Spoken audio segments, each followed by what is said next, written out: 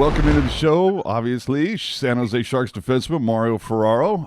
Understand that you've moved back home to Toronto, and aside from maintaining your fitness and producing content for your YouTube channel, what's making up your daily routine right now? Yeah, so obviously a lot of it consists of those two things you mentioned, but it's been a lot of family time. Been playing a lot of cards with my family, especially more so at night.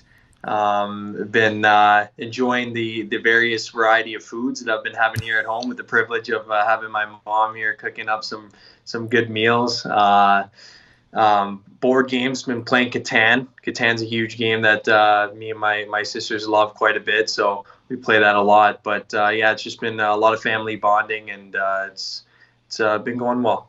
Nice. Well, the majority of your YouTube videos seem to focus on gaming and fitness and tech reviews, and I'm a little bit of a tech geek too. So, like, what's the next device you're like looking forward to grabbing?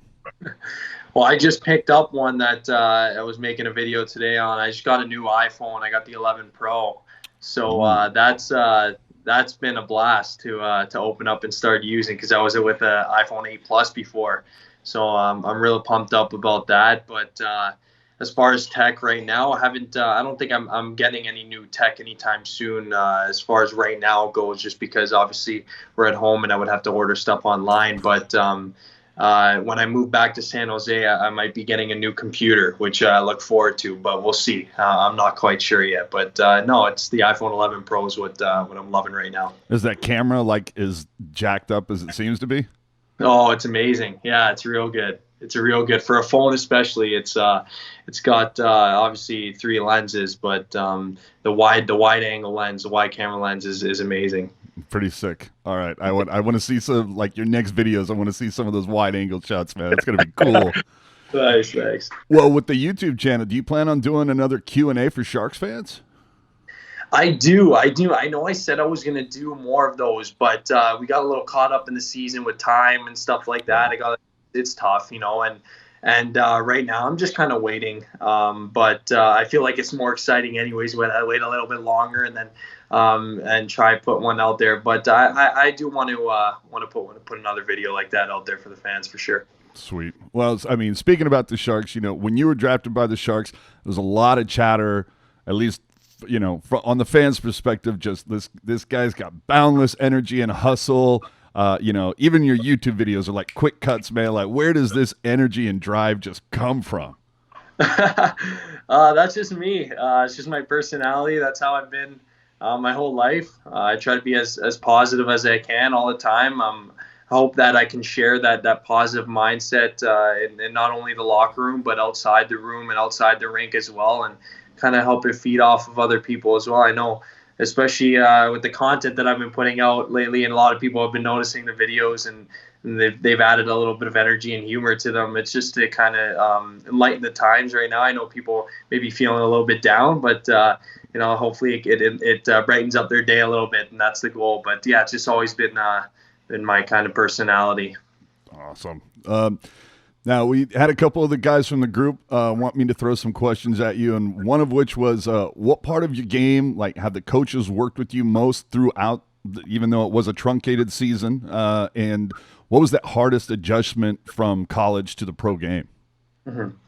I think the area that I was working on most this year, I think, was, for one, getting pucks through and making sure that I limit the stick handles as much as I can, and get that puck on and off my stick as quick as possible, and also defensively, having a good stick and closing off time and space for my opponents.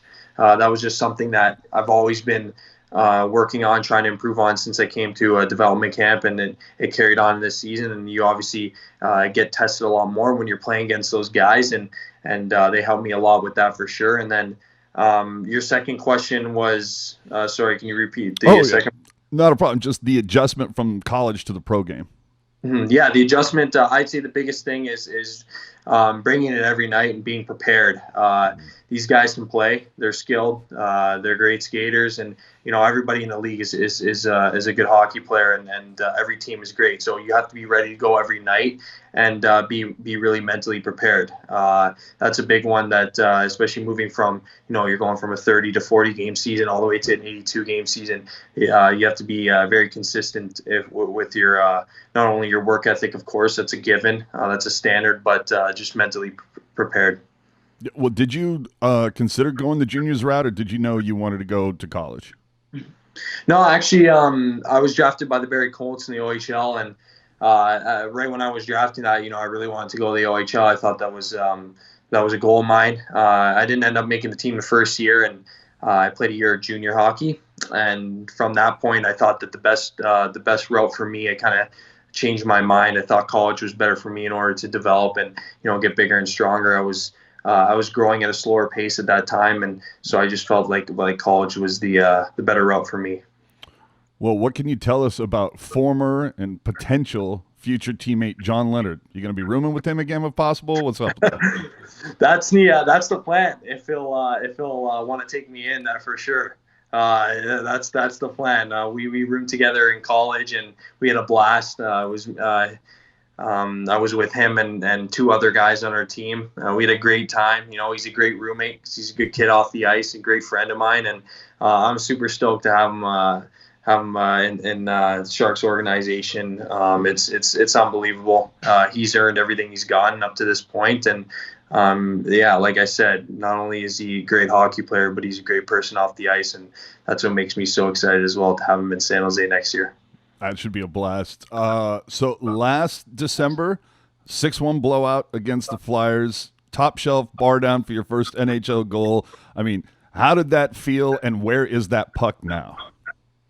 It was honestly, it was surreal. That was one of the that was honestly, I think, the biggest hockey moment. I think throughout the first half of the season, or before that point, it was all shock to me. Nothing really sunk in yet that I was playing as a Shark, and I was able to put that jersey on every night. And after that goal was just very spectacular to get it in a big win for us at the time, and to have my teammates just see the excitement on my teammates' faces made it a lot more special. When you see your teammates that are very happy for you, that feels really good. And my coach as well, they're all very excited for me. So that definitely felt really good. And the puck, I actually have it in San Jose. It's kept there because I want to keep it there when I move back into my apartment.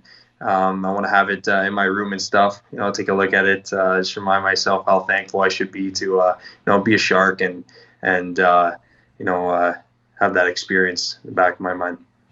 Well, we usually end these check-ins with a quick quiz, so kind of a rapid fire.